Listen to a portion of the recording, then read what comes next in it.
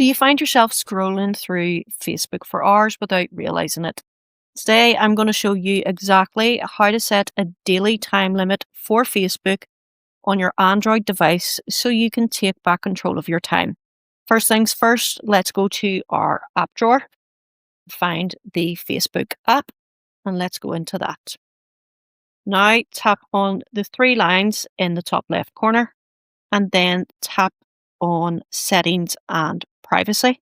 You can see here there is a option for time management. Tap on this and then you have two different options. But what we're concentrating today on is the daily limit.